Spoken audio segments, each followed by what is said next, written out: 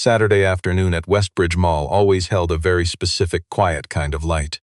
A cold, polished glow reflecting off marble floors and glass elevators. Hidden away in an incredibly wealthy corner of suburban Chicago, it had grown from a single boutique in the late 1970s into a massive maze of designer storefronts, high-end watchmakers, and luxury fragrance counters. To the outside world, it was an absolute dream destination. But to the ordinary workers inside, we both know this stage, where human worth is measured entirely by superficial status.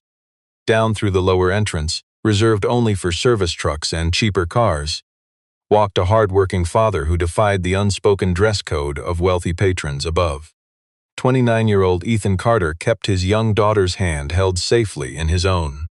Standing over 6 feet tall, his broad shoulders showed a lifetime of honest physical labor. His dark brown hair was cut extremely close. His eyes held the heavy, quiet exhaustion of a father working extra night shifts just to buy shoes. His denim jacket had washed soft, and his dark jeans were simple and completely unfashionable. He had carefully wiped clean his old brown leather boots that morning, even though the worn soles revealed exactly how many hard miles they had carried him. Beside him, 6-year-old Lily kept up with his stride using quick, tiny steps. Her soft brown hair was pulled into a slightly crooked ponytail because she proudly insisted on doing it all herself. She wore a soft pink sweater over a clean white shirt and denim skirt, paired with white sneakers that were growing just a bit too tight for her.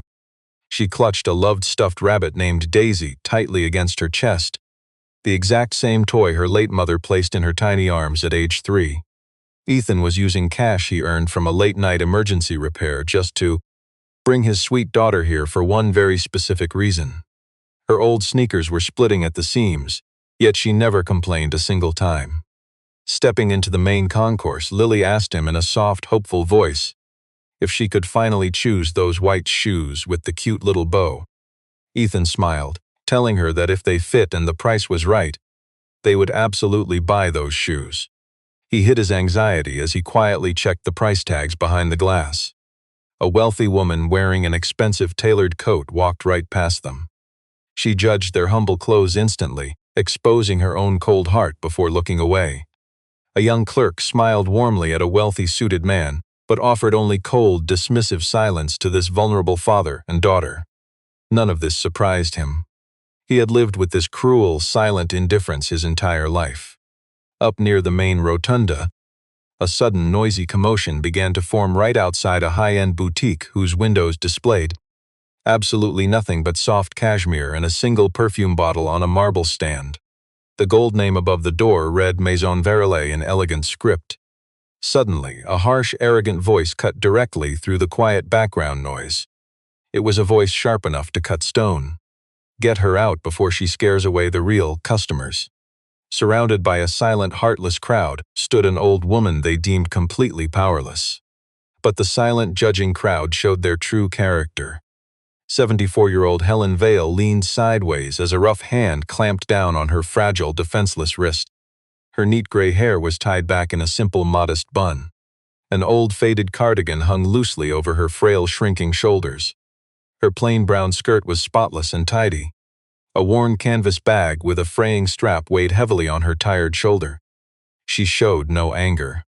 Only a deep, painful shame remained, the crushing look of an elder realizing she is being treated like trash while a crowd of cowards simply watches. The hand squeezing her frail wrist belonged to Tyler Brooks. He was 38, the head security guard policing this busy mall rotunda.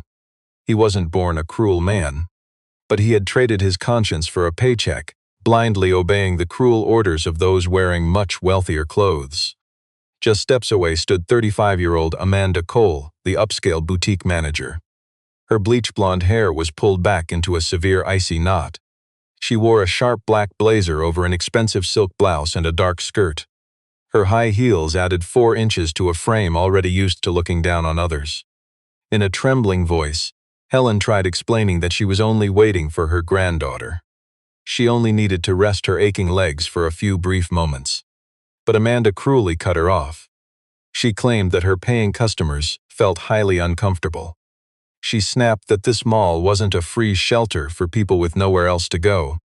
When Helen whispered she wasn't homeless, Amanda smirked. We both know how devastating it is to hear. Then why do you look like that? That question cut far deeper than any slap. It wasn't an inquiry, it was a cold, heartless verdict on her worth.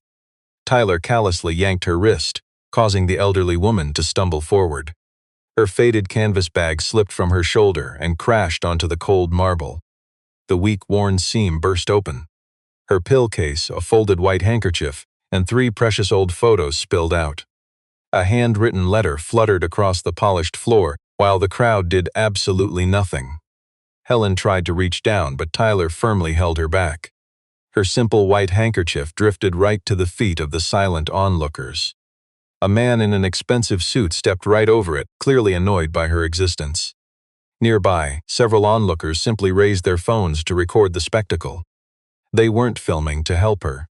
One store employee even covered her mouth to hide a cruel, mocking sneer. Just a few feet behind the guard, Ethan and Lily stopped. The frightened little girl pressed herself tightly against her father's leg. Both her tiny arms squeezed Daisy. Her bright, happy mood from moments ago completely evaporated. She watched the elderly woman's skin turn red under his brutal grip. She watched a passing shoe scuff the white handkerchief, while the rest of the crowd stood in complicit silence. Looking up at Ethan, Lily asked a question that shows exactly why we must never stay silent. Daddy, why are they hurting her? Ethan couldn't find the words to answer her right away. He watched Helen's frail shoulders slump in silent, heartbreaking defeat. Look at her trembling hand reaching for the heavy bag she couldn't even lift. Yet she lifted her chin.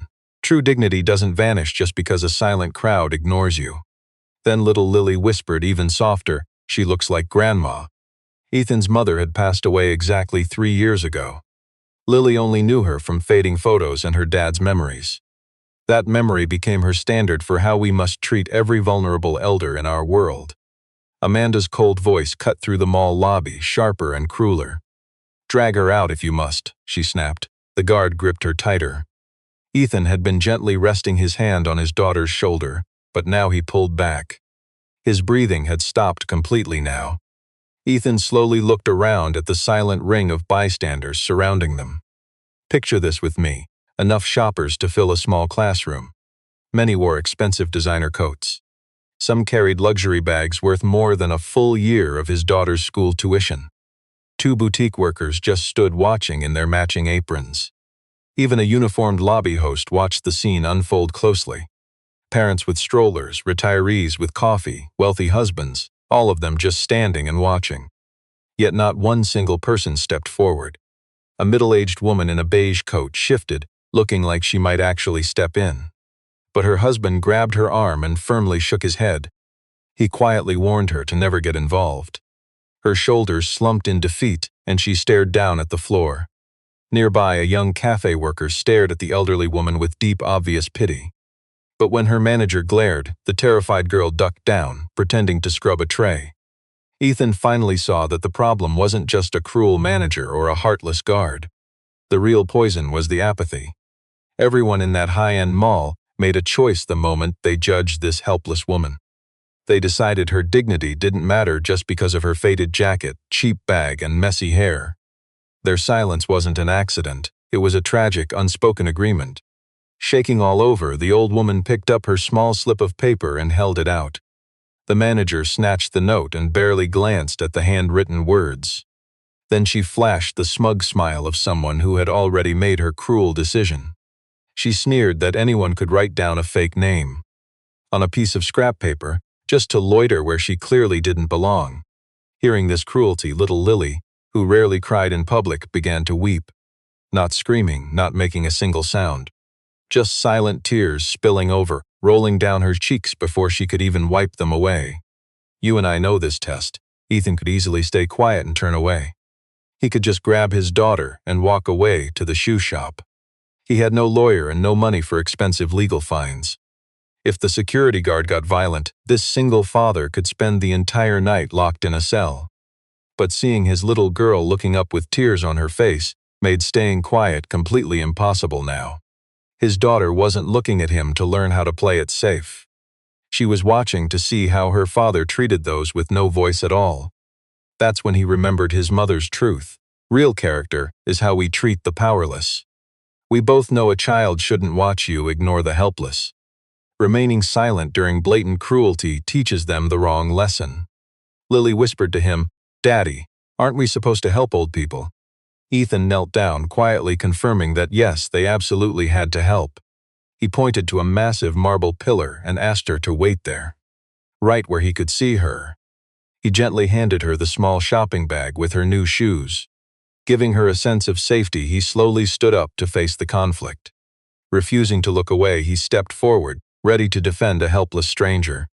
He walked straight toward Tyler, the guard, and the fragile woman, stepping in to place his own body directly between them. He broke the silence, staring Tyler down and demanding, "Let her go." The guard's head snapped back. Tyler judged him instantly, scanning from his worn collar to his scuffed boots. Then a mocking, arrogant sneer crossed his face. He sneered, asking if Ethan was family. Ethan calmly replied he wasn't. Tyler warned him to back off, snapping that this was none of his business. "It became my business," Ethan fired right back. "The moment you laid hands on an elderly woman." True strength doesn't need to yell. His quiet courage filled the room. More phones went up, but this time the watching crowd wasn't amused. Inspired by his decency, one onlooker took a brave step forward. The mall manager, Amanda, marched over quickly, her expensive heels clicking loudly against the polished marble floor. She huffed about strict shopping center policies and maintaining boutique standards. She claimed that people who looked like Helen only hung around to beg for cash. Refusing to be intimidated, Ethan calmly asked a question.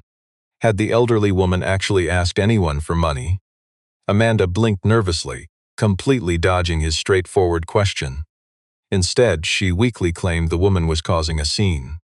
Ethan knelt to gather her scattered photos, a pillbox, and a handkerchief.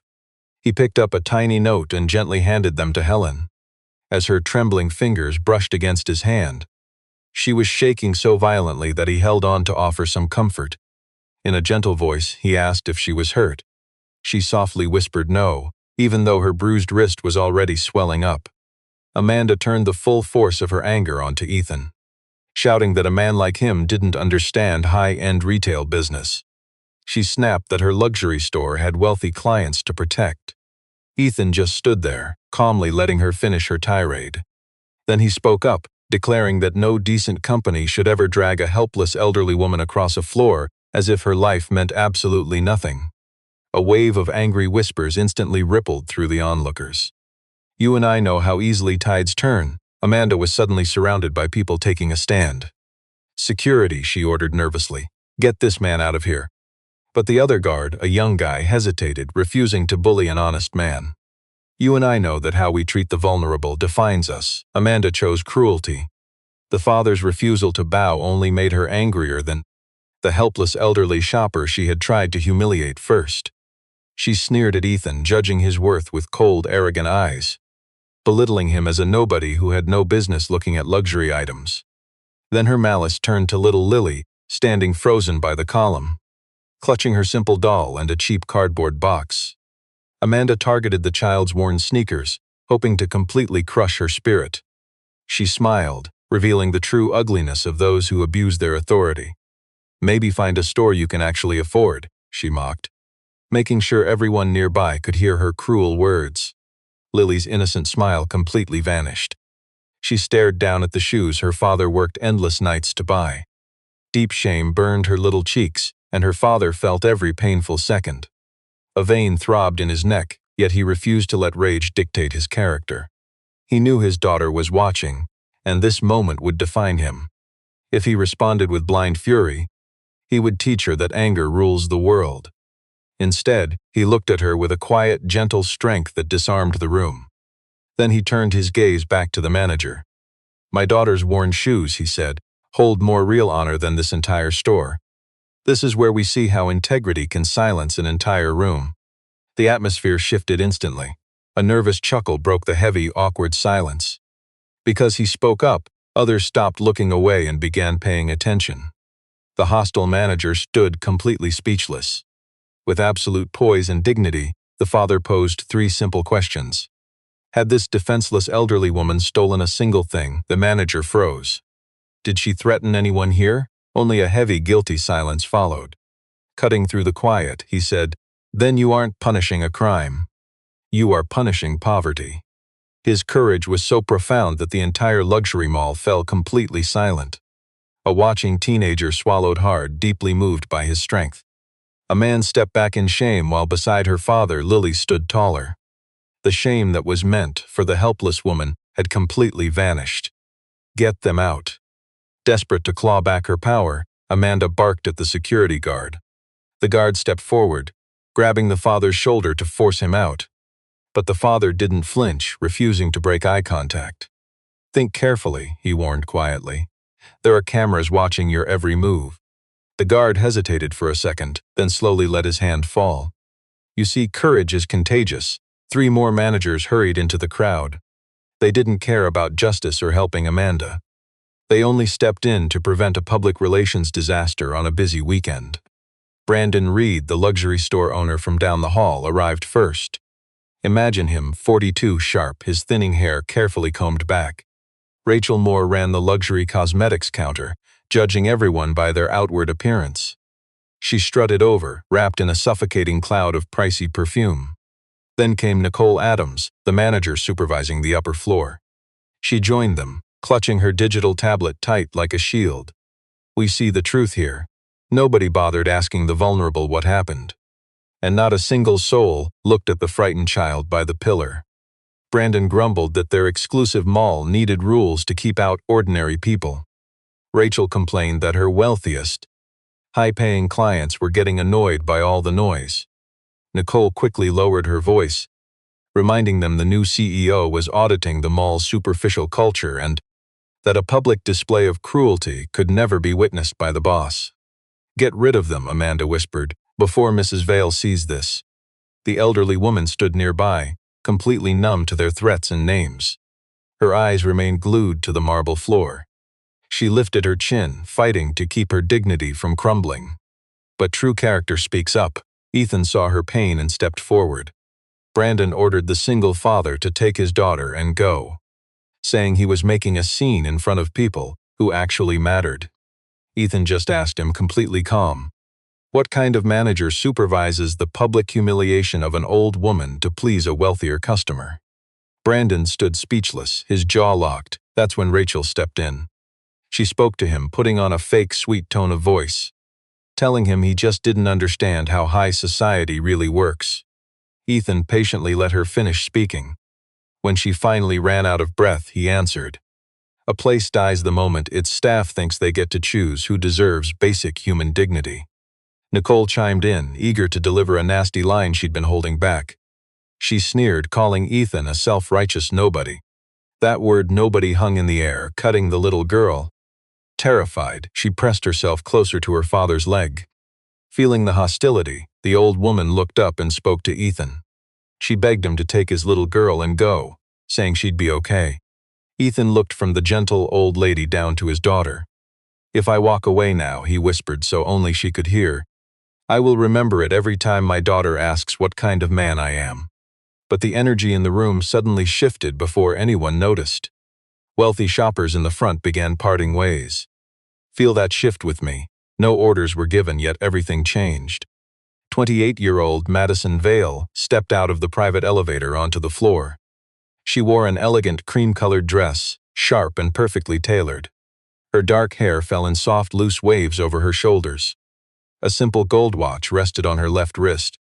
It was the single piece of jewelry she wore. She carried herself like someone who knew every dark secret of this place. A living reminder of how this company treats the vulnerable. Behind her walked Henry Brooks, the quiet top lawyer for the firm. He was a cautious, silver-bearded man clutching a tablet under his arm. Amanda noticed her powerful boss before anyone else. Guilt hits hard. In seconds, Amanda's red face turned a sickly white. Brandon stared at the floor, while Rachel's fake smile completely vanished. Nicole quickly hid her screen in panic. Madison stopped 10 feet from the quiet crowd, taking in the scene. She saw a helpless elderly woman holding her bruised wrist. Her eyes landed on a dirty handkerchief abandoned on the floor. She saw a brave father in denim standing firmly to protect the victim. Then she noticed his little daughter waiting quietly nearby. Look at this. Amanda tried to save herself instantly. She spun a lie, claiming it was just a minor issue, blaming the defenseless old woman for causing a massive scene, and accusing a random bystander of interfering with the security team. Amanda talked about brand reputation, but Madison only saw a hurt woman. The bruised skin was turning from a light pink to angry red. Then she looked down at the dirty floor, seeing the trampled handkerchief. Protecting our brand from exactly whom? Amanda opened her mouth to answer but froze. Ethan, not knowing who she was, bravely stepped forward. He spoke with the same genuine kindness he showed before. "Ma'am," he said calmly. They dragged her out for her looks. Madison looked at him, and her polished corporate armor began to crack. Not from weakness, but true understanding. She had read troubling reports for weeks. Stories of her staff mistreating vulnerable customers. "You and I see it," regular guy exposed the entire ugly system. Madison turned her head slowly and glared at the guard. "Did you actually put your hands on her?" Tyler stayed silent out of fear. Amanda made one last desperate plea. She used that fake soothing tone meant to quiet down an angry boss. She promised Madison that the entire situation was handled. She called the poor woman a beggar who sneaked onto the luxury floor. Madison simply let her talk. She let Amanda dig her own grave with those weak excuses. Then she walked right past her manager and stopped in front of Helen. She knelt down, letting her expensive dress sweep the dirty marble floor. She picked up the white handkerchief, ruined by a guard's boot. She gently shook the dirt away. She folded it neatly and pressed it into the woman's hand. Standing up, she gently slid her hand under the woman's arm. She lifted her bruised wrist as carefully as if it were fragile porcelain. Listen closely. Her next words showed what truly lay in her heart. Her voice kept a terrifying corporate calm, testing their true nature. Underneath, we could sense something softer, yet absolutely terrifying. "Grandma," she said. The crowd did not even gasp. It went completely dead, the cold silence of people realizing they had exposed their worst selves. We watched Amanda freeze, her hand stopping halfway to her mouth in sudden panic. Brandon just stared at Madison, suddenly realizing how powerless he actually was. Rachel's fake polite smile vanished completely. Nicole's expensive tablet simply slipped down to her side. Tyler's arm went limp as Madison turned to face everyone she was about to judge. She did not even raise her voice to announce, "This is Helen Vale, founder of the original Westbridge luxury store, my grandmother." A low sound rippled through the guilty onlookers, half gasp, half frantic whisper. Two of the high-level corporate managers nearby made these slow, completely unconscious steps backward, reacting as if they had been standing too close to a roaring fire. Madison raised her hand, gently brushing a stray gray hair off her grandmother's temple. Treating her with the deep respect and love these corporate elites had completely forgotten. Helen blinked once, very slowly, then lifted her weathered, gentle face. She did not look triumphant at all, just deeply sad for them. It was Helen who finally spoke up, using her own frail voice, to explain exactly what she was doing there. She told us she had specifically asked to visit Westbridge to see their true colors. Dressed in the simple clothes she wore during her first 10 years in business. She had heard rumors from old, lifelong friends about how people were being treated here. That her beloved shopping center now valued wealthy status over basic human decency. This was no corporate trap. She just needed to see their true character herself. She turned to Amanda. What she said next was quiet, but it cut deep. It was just the painful truth. 40 years ago, she murmured softly. Our first store survived because ordinary women in old sweaters came in, buying small things for their families. I never taught any employee to throw someone out, simply because they looked too poor to belong. Amanda's mouth hung wide open, her true shallow nature completely exposed to everyone. Then Madison turned her gaze slightly toward Henry Brooks. She did not even need to give him a verbal instruction. He had worked with her long enough to read her expression perfectly. Henry raised his tablet, making 2 quick, decisive taps with his thumb, and muttered a few quick words directly into his small earpiece. Within 30 short seconds, the massive digital screen above us in the rotunda went pitch black for 1 second. Then it suddenly lit up again. This time, it showed the security footage from 20 minutes ago, revealing their true character in slow motion. The screen showed Helen walking carefully toward the luxury boutique, looking completely harmless. Her worn canvas bag gently bumping her hip, her frail hand touching a cold marble pillar, just trying to steady herself. She leaned against the column, checked a small crumpled slip of paper, and quietly folded it back into her palm. She never bothered a single customer, showing how utterly baseless their cruelty really was. The footage shows her completely defenseless, never raising her voice or hand. Then Amanda stepped in, confident in her petty power. Her folded arms and tilted chin exposed her true self. She spoke with that sharp, cruel precision people use to silence those they look down on. Tyler stepped forward the moment Amanda coldly waved the old woman away. The guard's heavy hand clamped brutally around the defenseless woman's wrist. We watch her simple canvas bag hit the floor. A young boutique employee hid her face, choosing silence just to mask a mocking sneer. A wealthy businessman stepped over her scattered belongings, treating them like worthless trash. Then the video showed one decent father. The video showed him kneeling, gently gathering her scattered photos and medicine from the floor. He stood firmly between the aggressive guard and the old woman, choosing peaceful strength. His young daughter Lily watched silently from behind a marble column. 2 quiet tears of pure empathy rolled down her cheeks. This was the turning point. We see the passive bystanders finally lower their recording phones. The young cafe employee placed her hand over her mouth once again. But this time she wasn't hiding a mocking smile. The wealthy man who had ignored her scattered belongings turned away in shame and left. The mocking teenagers, who had been giggling, suddenly fell completely silent. Madison let the damning footage finish. Then she slowly turned toward Amanda. Where exactly, she asked, was the actual threat? Amanda's weak reply came out thinly. She weakly claimed she was only enforcing the strict corporate standards. She insisted she was just protecting the exclusive customer experience. Madison shook her head. No, she replied with cold conviction. You acted because you truly mistook cold cruelty for class. Amanda desperately tried to appeal to Madison directly. She stammered, her voice shaking with a sudden desperate apology, begging that she had no idea this vulnerable woman was actually her grandmother. She repeated the excuse, desperately hoping to erase the ugly truth of her actions. Madison answered with a quiet, powerful authority that forced the hushed crowd to lean close. That, Madison pointed out, is precisely the real problem. You needed her to have status before you believed she deserved basic human respect. The heavy truth hit the silent rotunda like a sharp physical blow. Madison turned to the other guard, ordering him to take Tyler straight to the office, where he would immediately face suspension, pending an investigation for using aggressive force against a helpless elderly guest. Tyler walked away, looking like a shattered man who was deeply regretting every cruel choice he made during his shift. Madison turned to Amanda, refusing to hide this confrontation behind closed doors. She fired her right outside the luxury store she had managed so cruelly, right in front of a silent crowd of watching strangers.